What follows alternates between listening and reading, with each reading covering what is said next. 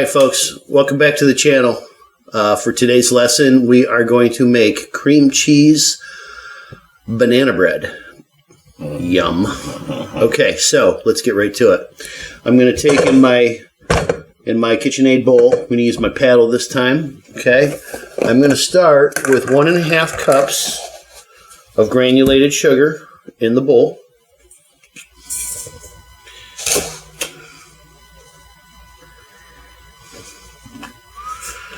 Okay,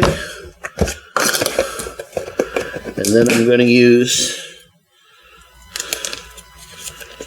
I'm going to use 1.5 sticks of butter. Okay, so, alright, we're very soft, so what I need to do is get that butter out of there, like so, and this one,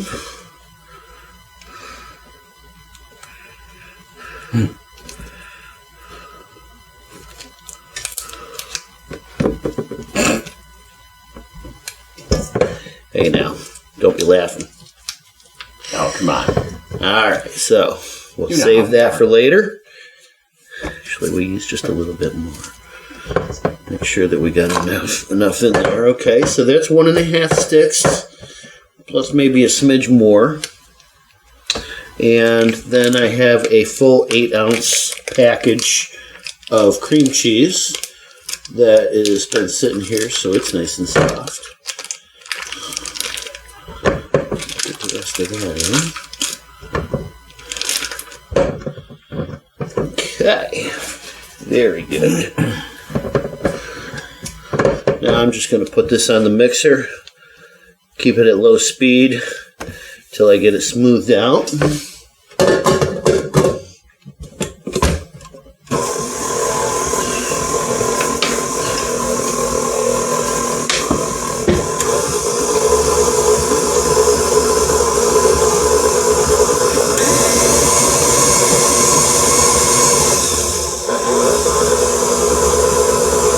Now what I'm looking for is for all of that sugar to be incorporated into the butter. Once I see the bottom of the mixing bowl, then I know that it's all in. And there we go. So, now, give it a quick scrape. Always got to give it the scrape. Oh, yeah. Okay. Very good. That butter is so soft that it's not, this is going to be an easy mix to make because the butter is so darn soft. It's really warm in here. I haven't put my air in yet. So anyway, okay, so we have our cream cheese, our butter, and our sugar. Now we're going to need some eggs. So this recipe is going to call for 2 eggs. There's 1.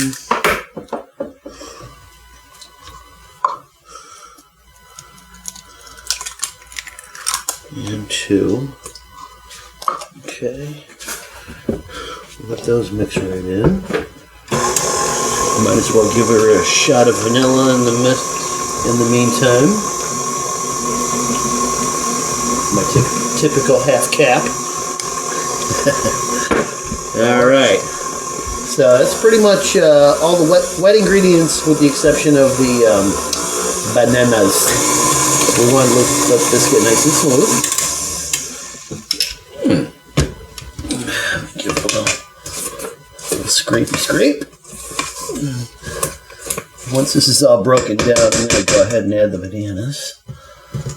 And we want them to be nice and ripe. The riper the better. Then the sugars form. It makes a better banana bread. Okay, so we have a few little chunks on the paddle. We want to make sure that those get down into the mix. So before I go any further, I want to get that down. Scrape those.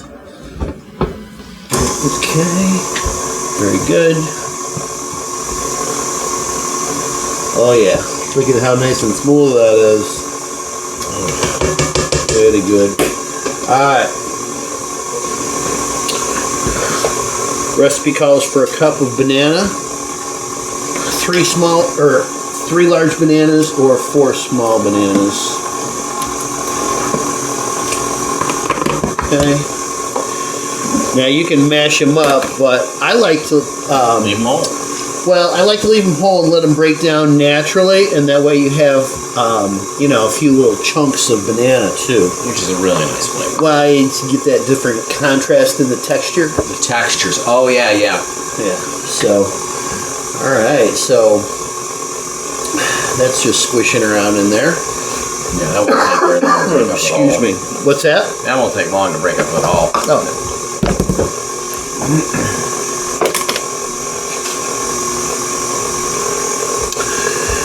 All right. So.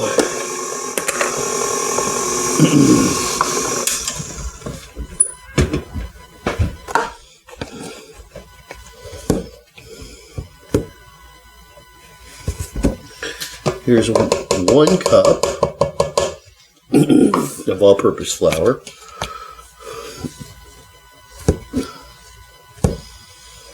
2 cups.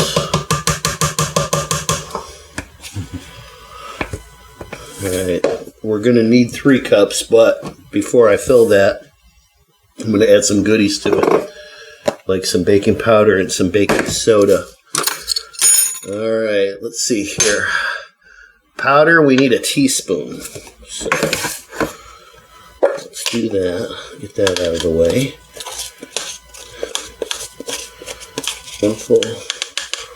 1 full teaspoon. Okay.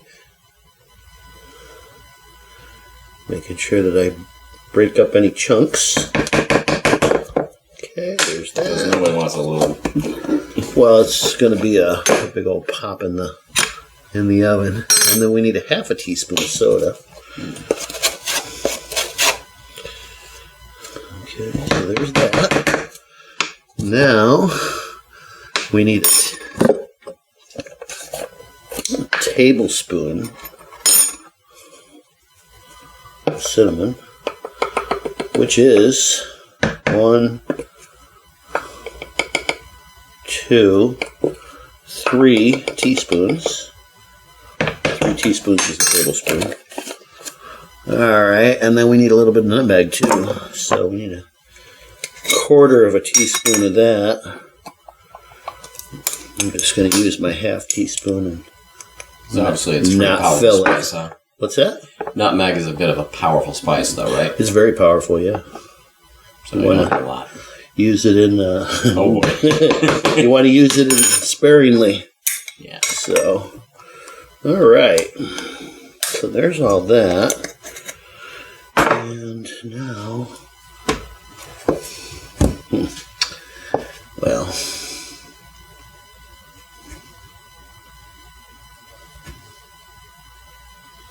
I'm going to go above. Well, that's good. Because remember, I put all that stuff in there.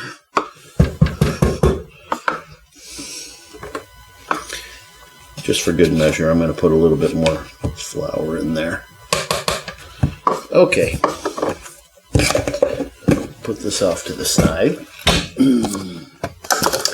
All right, let's see. Did we miss anything? We got the flour, the powder, the soda, the cinnamon, and the nutmeg. Nope, we got it all. Okay.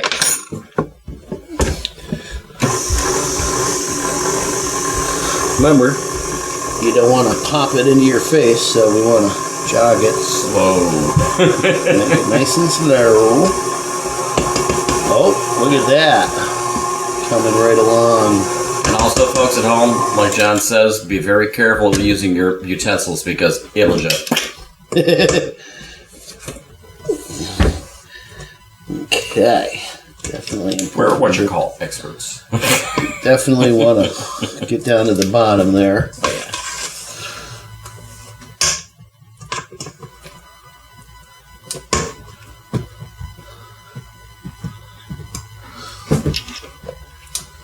Oh, that stand mixer that Santa got us? Mm-hmm. Guess what else we got now? What? The actual cover. So when you start, it covers the bowl so that way you don't get that if it happens. Great, that's awesome. Yeah.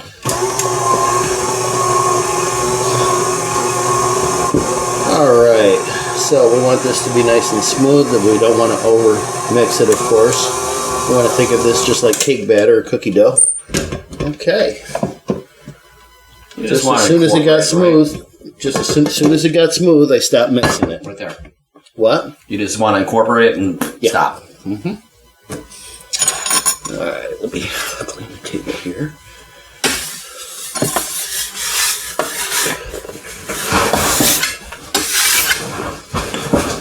Okay. All right. Now, this makes enough for 2. And this is about 8 inches. This is about 4 inches, 4.5 inches. Typical quick loaf pan. You do want to grease it nice. Now this is professional baking spray, so I don't need to worry about putting any flour in there. Some folks like to do that just to be sure. If you have good spray, you don't really need to.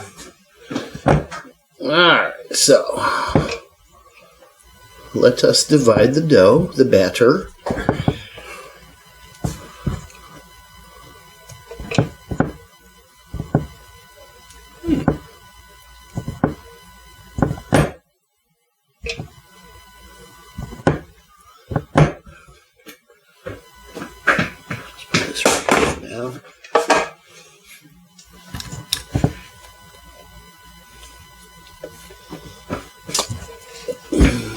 Okay, there we go.